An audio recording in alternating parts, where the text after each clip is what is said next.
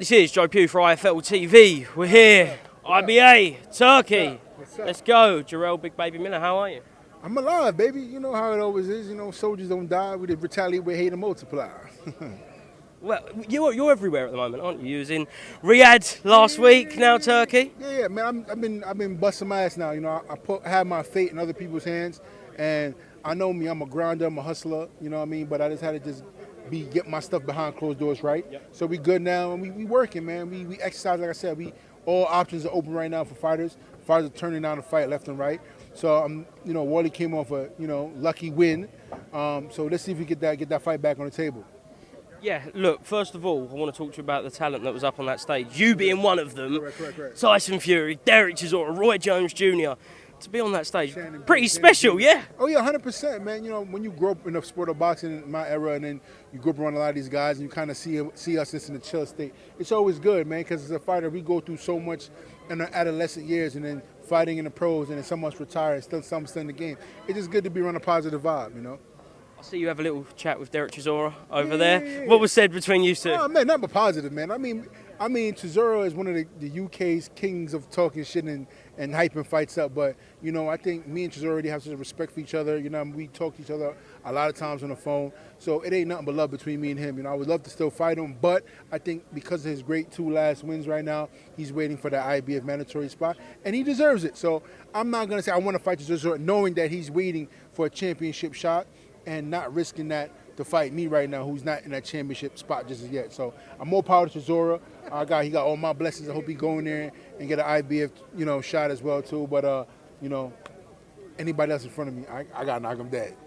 Who's the best shit talker in heavyweight boxing, you or Derek Chisora? 100% me. 100% me. Chisora would turn tables over and hype the crowd up. But ain't nobody spit verbs and lyrics like me, though. Have your mama drop on her panties before dinner time, trust me. Do you have an all-time favourite where you just went in on someone? What, you mean like me talking shit to somebody? Yeah. I don't know. I talk shit about a lot of people. I think AJ and Deontay are probably my 2 favorites, though. The analogy that you used in our interview in Ipswich about AJ, where it's like you put Madonna on the table, you put Margot Robbie on the table, and you'd still rather shag AJ. I become one of them. Should have remembered some of that shit. 100% though. You can put Beyonce, Jessica Alba, Kim Kardashian, and I would rather fuck AJ's ass up. You know what I mean? I mean, that's the fighter in you, man. We're never gonna be cool until I punch him in the face. You know what I mean? And my thing is, people gotta understand this. Once you're in the boxing, you're professional. At any given day, somebody's gonna still call your name. Somebody's still wanna fight you. Now, if AJ retires and he retires to the sunset, cool, all to him. But once you're active and you're in the game, I'm always gonna want to spark you. That's how the game is. If I'm get the championship and I'm a champion, I got the belt. People gonna come from my neck. You gotta be ready. That's all it is. So people think about it as being disrespectful. Yeah, I'm being disrespectful because I'm from the street. I want to fight. I want to scrap. And now he's looking for an easy fight. I'm not easy, so I get it. Have you spoke to AJ since 2019? I think we spoke in the Riyadh season when I got my loss against Dubois and he beat Otan Wally.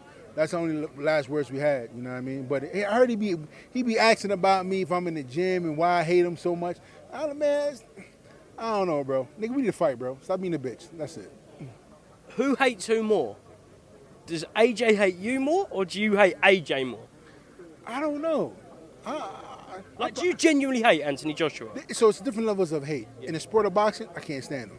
Right. So, I hate him because I want to fucking put hands on him. But I think outside of us, after we fight, I think it'll be number respect. I mean, I think it'll be cool. We have a glass of beer and we call it because that warrior spirit is, it kind of like been settled already. But until then, I'm gonna put fire in the ash every time I see him. Jarrell, what did you make of Deontay Wilder's performance over the weekend? You really wanted my honest opinion? I do. You look like a bag of shit. 10 bricks fell off a building, still make more noise than that. You know what I mean? So yeah. He looked like shit, bro. He got the win. Kudos to him. And that's what I feel like AJ should do. He should get a tune-up fight. That's what Deontay did. He went and asked you when and got a tune-up, which is respectable. That's what you're supposed to do after a loss. But I still want to spark you. But AJ is trying to sell his next fight as a tune-up as a big fight, and it's not. Jared Anderson's a tune-up for him. So we'll see. Do you think AJ and Wilder will fight next? I think at some point that Eddie's gonna put a bag on the table and see if Deontay wants it. And I've already heard rumors about it. That's probably the fight they're gonna make happen. It's a big name fight. But and Deontay probably gonna just cash out and go into the sunset after that. But you know, if that's what it is, I'd rather them just be honest. But yo, fuck it, we gonna do that. Keep it moving. Just don't tit tat, bringing my name up, and then you know me. Once I hear my name one time, I'm coming for your neck. I'm coming. Last one. Realistically, name me 3 opponents that you could fight next.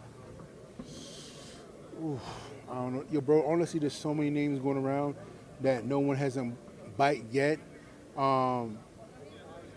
Jared Anderson, Deontay, Warley, what's the guy that had a draw with Martin Bacoli?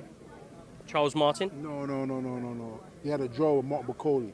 What's his name? Oh, F.A. Jagbar. Sorry, F.A. Jagbar. Jagbar recently came up on the radar.